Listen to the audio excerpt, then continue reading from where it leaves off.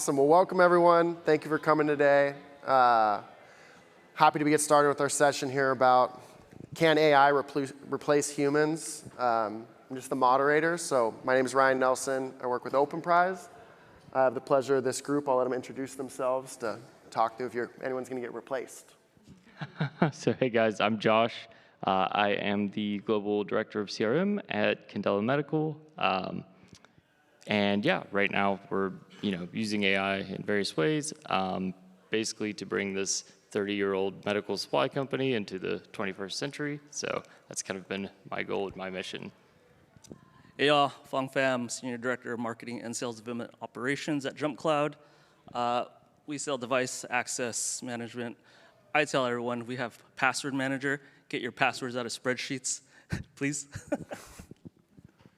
All right, I'm David York. I am the founder of Dragon Studios. I've been in marketing ops for about 25 years, and we are a AI adoption advisory and consultancy for go-to-market teams. Good morning, everybody. I'm Jessica. I'm the Senior Integrated Marketing Manager at Openprise, which I like to say pretty much means I'm a Swiss Army knife and I do a little bit of everything, including a lot of content creation. So right now I'm focusing on finding ways to scale and automate some of that. Thank you, everyone.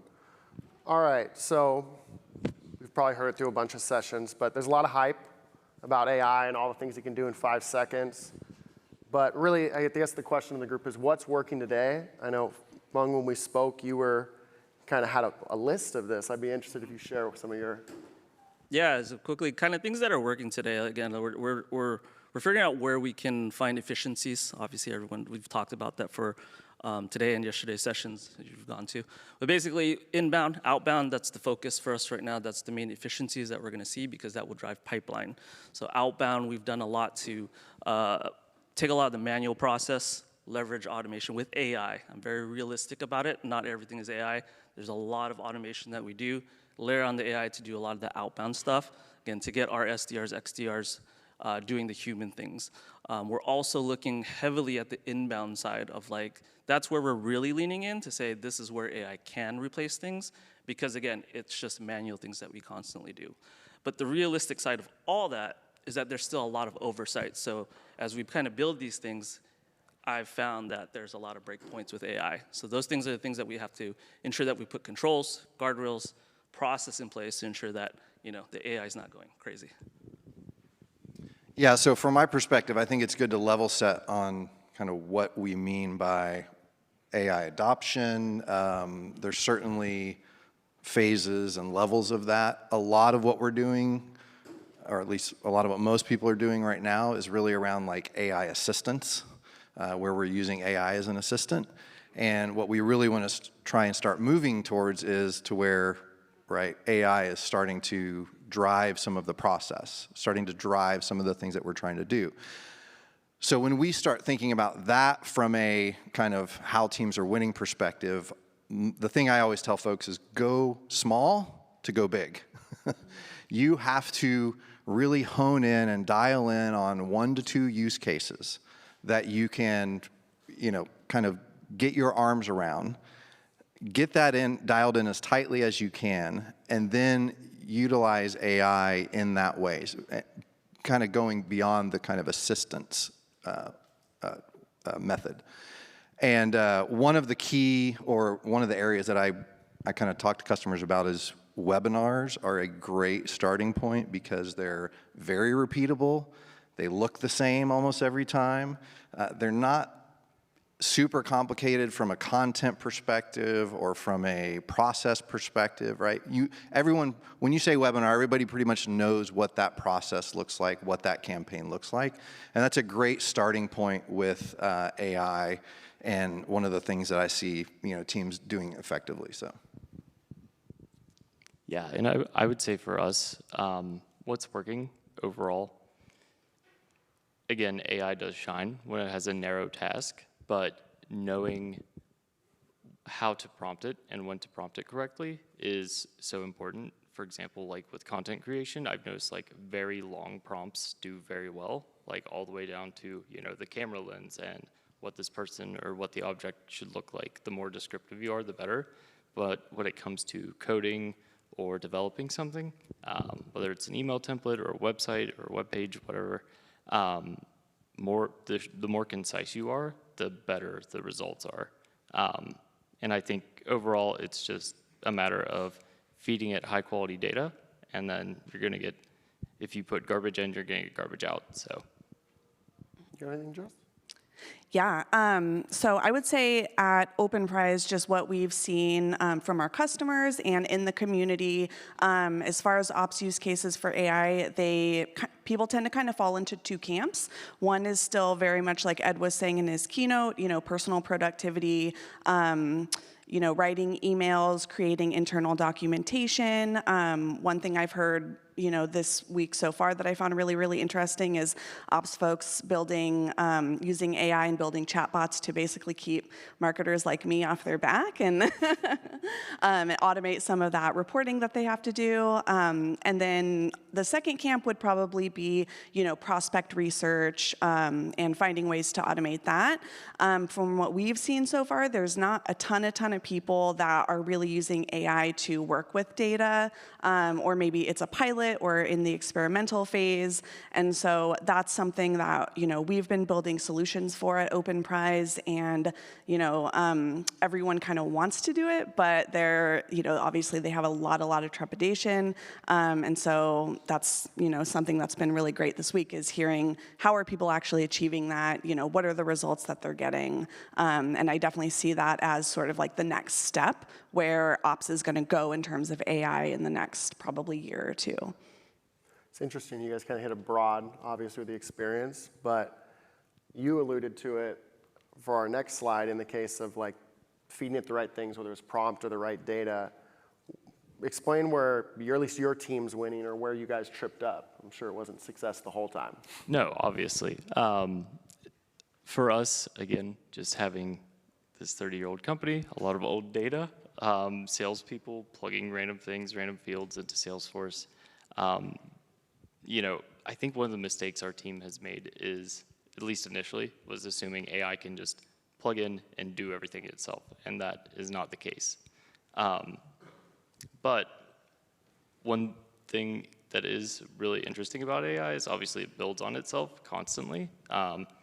And it's funny, I actually used ChatGPT and explained, the problems we're having with our data and our segmentation and all of that, and then it recommended Openprise to us. And that's how I found you guys. And yeah, so, and we've been working together for four months now, but again, it's not a totally automated process. We're still going through and looking at these fields and seeing like, okay, which one is the source of truth to plug in so that Openprise, and I know you guys have the AI fuzzy matching, which is gonna be really exciting, that I just started about on Sunday, so that's gonna be great and super helpful for us. But again, there has to be oversight, and you can't just assume it's gonna do everything for you without follow-up and some regulation. Hallucination in that case? Yes. Right? We'll have to tell Ed. The data question always reminds me of the Atomic Habits quote that says, you do not rise to the level of your goals, you fall to the level of your systems. If I were to say that for AI, you do not rise to the level of your AI aspirations, you fall to the level of your data. So, customers that are winning with data, it all boils down to having systems in place that are solid, processes that are defined, having your arms wrapped around all of the things that are going to feed that AI. So if you don't have that figured out, you are going to continue to fall to the level of what you do have figured out as it relates to your data.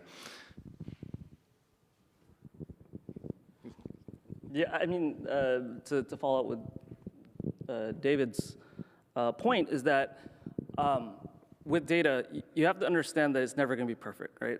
Does everyone agree with that? Yeah, okay. So the company I'm at right now, JumpCloud, company I'm now, JumpCloud, started out as PLG. Are there any PLG companies here? Maybe more sales-led. We transitioned everything to sales-led. So those types of things, when you're changing motions like that, and especially if you're going to more channels, you're not going to have those pieces of data.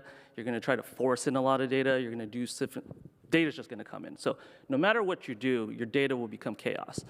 What you have to figure out, and what we figured out at JumpCloud, or my team's figuring out right now, is how you kind of control that chaos. So then AI can pick up the things to know what to do, right? So we're kind of going into places where we're doing segmentation and stuff like that. We're going to different breakouts of regions and things like that. You just have to get the data right. I don't care what you do. AI can help build a lot of that quicker. Automation is still king, right? Those things I'm very realistic about, and that's where I put the systems in place to make sure that the data I need is visible to the AI to do the things they need to do. So that's the piece. And I think I was talking to Ed about this last night, and this is things I'm hearing from the network, all the way from C-level to boards too, right? Is that everyone here, we have the opportunity, I think in the next 12 months, to continue the conversations around getting the data in the right place. I think as operations people, we've never had this opportunity, right? We always surface, hey, the data's bad, and they're like, go fix it, right? I think I'm seeing it anyways, that we're getting the support that we need from C-level, we're getting the budget to get the things we need to get the data right because of AI. I think at some point that will die off, meaning everyone that's backing us up with this right now is going to say, you had 12 months, the data should be good now. So those types of things, surface those conversations internally with your leadership, because I think that those opportunities are there right now. Yeah, and I would just add real quick to that too, not only is it about how good your data is, but as Ed also mentioned, even if you give AI like perfect data, which is never gonna happen, 20% is still gonna be crap because of hallucinations. So you also have to, bullshit, yeah, the very technical term, bullshit. So you also have to be super thoughtful, I think, about how you feed AI data. Like, I no longer bulk upload anything to work with. I have to pretty much spoon feed data at this point, but I get really good outputs that way. So yeah, just being super thoughtful about, you know, how much you give it at a time, you know, what you're asking to do. I find my process has gotten a lot more iterative over the years, rather than trying to create the perfect, you know, 1-page long prompt and then I give it like this 50-page book or something like that. It's very like step by step now, so that I can control the output in each one of those steps. So I look at it as, you know, there's the discernment part. What are you actually going to use? There's the finesse. How are you going to massage it to be exactly what you want? And then where the humans still come in is honestly taste. What drives the first two in the decisions that you're making about how you're actually going to use this and what you need to do to take it to the finish line. Well, let's talk about people now and give some people some actions to take. So we're not getting replaced, probably getting more efficient. We have different lenses of independent users, managers, agency, but no matter where they are, where should they be doubling down to be successful with AI right now? So this is where I kind of get reminded of the study that the Apple researchers did around the reasoning ability of AI, because I think a lot of us believe that it can do more than it really can.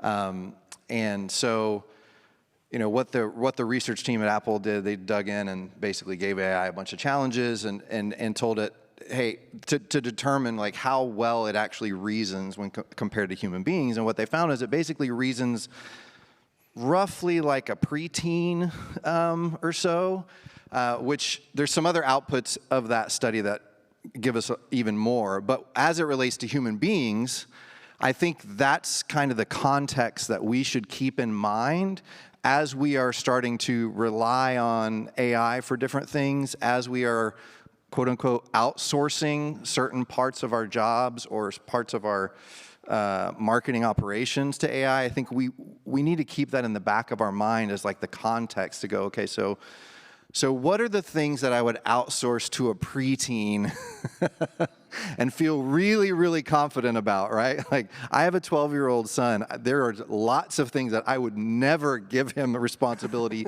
to fully own, right? Like, I will give him things to do with oversight, and sometimes less oversight, sometimes more oversight.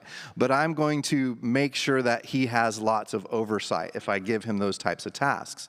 So things, just quickly, things that I would not fully outsource, you can use AI to augment and enhance and help you with are things like strategy, campaign strategy, marketing strategy, creative, which that might be a little bit of a sticking point because obviously content is like one of the #1 use cases for AI, but the creativity, the creative element or aspect of what you're doing with your campaigns and what you're trying to accomplish, the goals, that's, if you're outsourcing that, you're going to be watering that stuff down. Your strategy and your creativity is going to be naturally watered down because there's just a reasoning limitation to the AI that we're working with right now. Yeah, I think the other piece is trust. On specifically on the sales development side, Peter, those are things that. Sorry, guys, I'm short.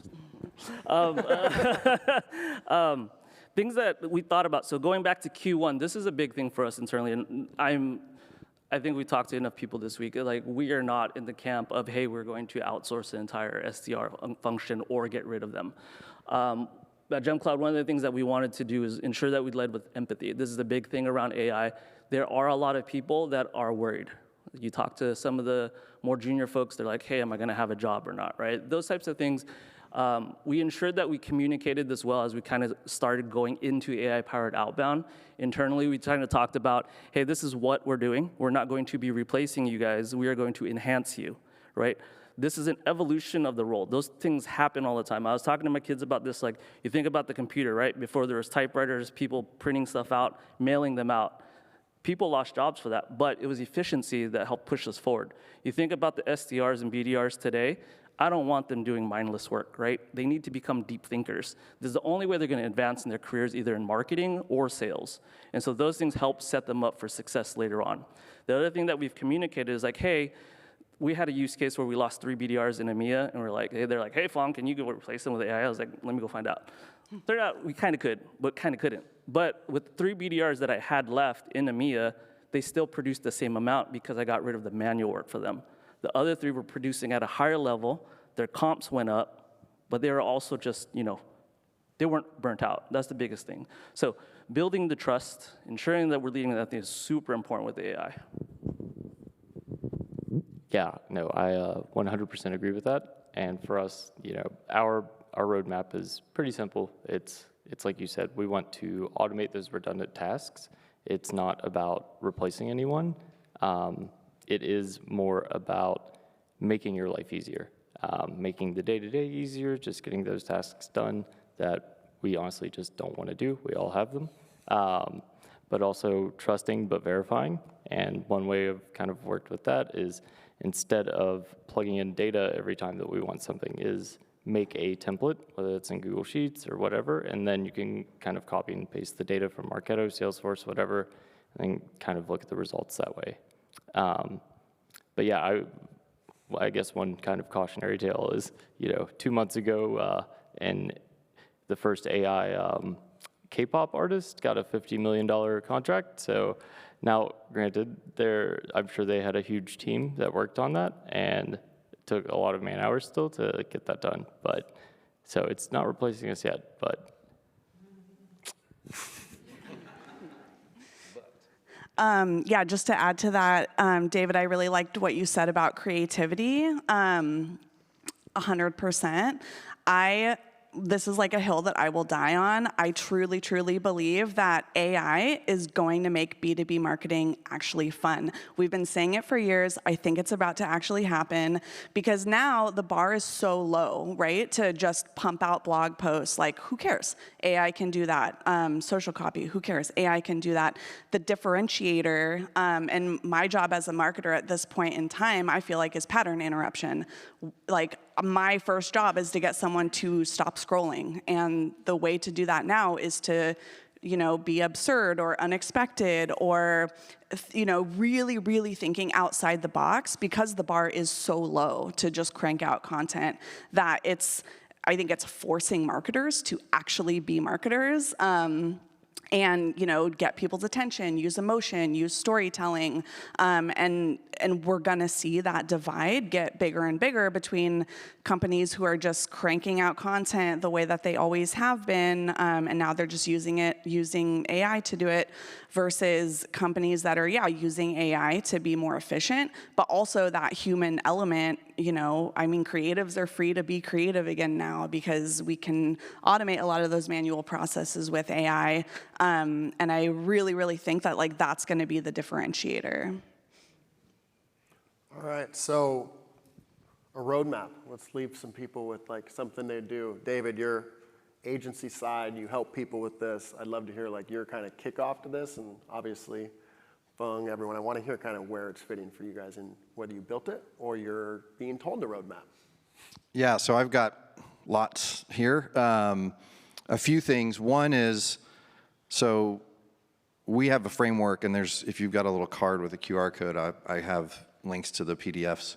We have a framework that's 7 steps to help you basically build a roadmap. It's very process-oriented, so the stuff we're talking about, you have to get your processes figured out, it kind of helps step you through that process to build an AI roadmap so that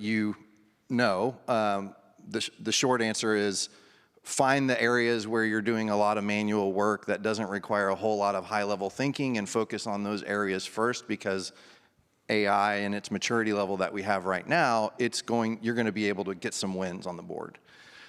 The second thing I'll say is think about AI maturity and value as a kind of crawl, walk, run, fly type of approach. So assistance, which is what we're doing a lot of right now, that's kind of where we're all at, which is kind of the crawl phase. Then we go to kind of coordination, where we're actually getting a little bit more from AI. Then we're delegation, where we're pushing more off our plate onto AI's plate. And then ideally, we get to the fly phase, which is autonomy, where AI is actually doing things on our behalf, and we're really just the overseers of the task that it's accomplishing. So that's kind of a maturity model that I also use. It's on the links. And then lastly, I kind of have 3 questions that I use as a starting point for folks to think about as you're thinking about AI and kind of rolling that out and thinking about a roadmap. One is clarity. Do you have clarity on what you should be investing in from an AI perspective right now to drive a return, right? So the first one is what should we be spending our money on from an AI standpoint? You've got to know that, right? You can't just be throwing ideas around and hoping that something sticks. The second one is, well, I just drew a blank. That's why I have my notes with me. This is what happens when you've been at a conference for 3 days.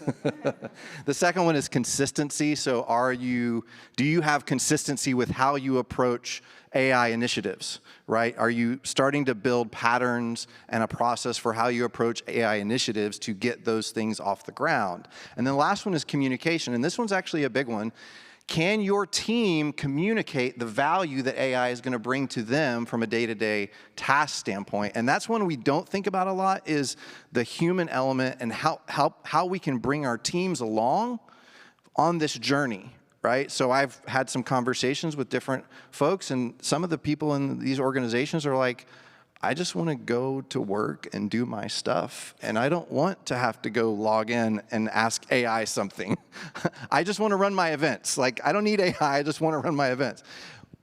So we need to make sure that we're including the teams and thinking about communication and making sure we're equipping the teams along the way, and that needs to be part of our roadmap as we're thinking this stuff through. If you don't have anything, you don't have to. I know I want to leave room if people have questions, and also I forgot to say in the beginning, Fung here got 2 prizes for random seats, so we'll make sure we know who wins those. Yeah, it's a dumpster fire. That's the prize. It's a toy. It's a dumpster fire figurine. So stay tuned for that. Oh. But quickly on. She has a question. Oh yeah. Is that okay? Yeah, go ahead. My question specifically for Openprise, like, how are you guys, and do you guys have sort of security policies in place for AI? How are you guys implementing that across the org to make sure that, do you guys have standard use practices? How did you guys implement that from a company standpoint? And was that a marketing ops led thing, or was that IT? What's funny, not IT, but the person handing you the mic there is our very important to that. I'm the VP of product at Openprise. I know I run mics here, but we led it more from the product and IT side. So for our company, we look and evaluate what AI can do and what the potential harms are when implemented within the organization. So for example, AI browsers, we actually, a few days ago, issued a policy ban that we're going to block all AI browsers. The reason being, the moment it starts getting into your personal devices and your work devices, and you give it credentials to go into all your files or your emails, et cetera, then things start getting very worrisome, because with prompt injection, and there is no AI security out there. There is no way for anyone to prevent AI from doing anything, because in the past, code is code, data and instructions are separate in coding language. But now, data as well as code is in the same language, which is English or any natural language.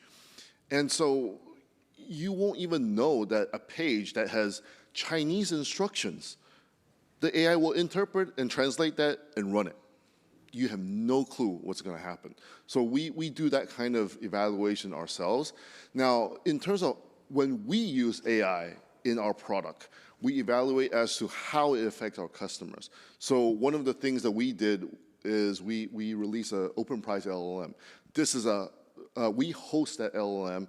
It doesn't get out of our network at all. It doesn't reach out. There's no RAG involved. Yes, it does limit its capabilities, but at the same time, it allows our customers to pass their legal teams and their compliance teams.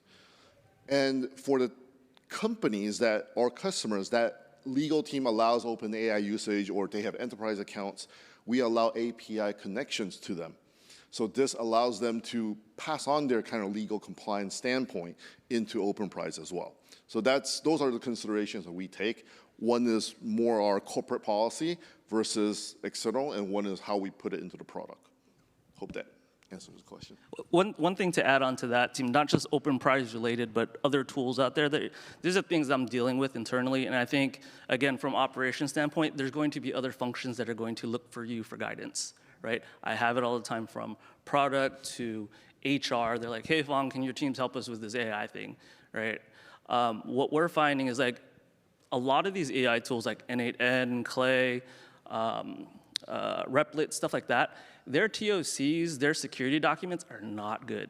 The problem with them is they don't care at this point because they have tons of inbound, right? So even if you try to get on with one of their reps or something like that, it's gonna take you a ton of time, right? So these are the things I'm thinking about from my roadmap.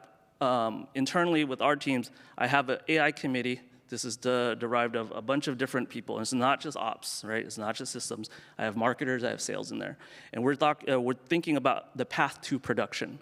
It's super important, because at the end of the day, if, like, hey, you got to go build a workflow or something, right? And you say, hey, we're going to go buy N8N, and then you're stuck in legal and security. You're never going to onboard it, right? So those types of things, you have to find a plan B, a plan C.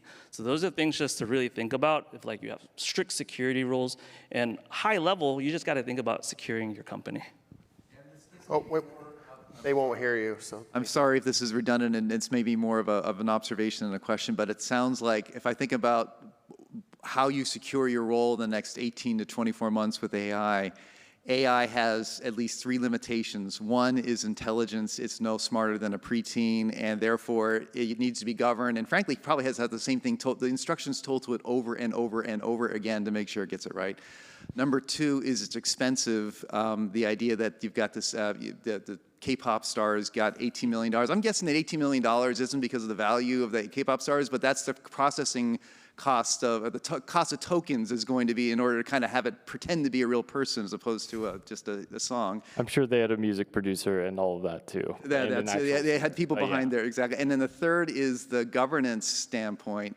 You don't want to be introducing AI into everything you do because it is such a risk. So what does the next 24 months of a AI person in go-to-market look like? It's all about creating those constraints and controls around how the team interacts with AI, so it has the right data, so it gives the right instructions. So you manage the change management so that the advanced person isn't freaking out about how to use it and just doesn't use it. You're managing change management, and you're also managing making sure that risk is compliant. So it's really about finding like 3 or 4 small, effective use cases and then perpetuating that within the organization. I see some head nodding, so hopefully that isn't too obvious what I just said. I appreciate you. Now I don't have to do a summary. Awesome. Well, thank you, everyone. I know we just hit our time. Do you want to note where you put stuff? And you're going to have to play like closest to seat right now. I think that's too tough. We're gonna do it. The 2 questions. Whoever asks questions, come meet us at the front, and we got something for you. Yeah, you and awesome. Thank you, Thanks, everyone. everyone.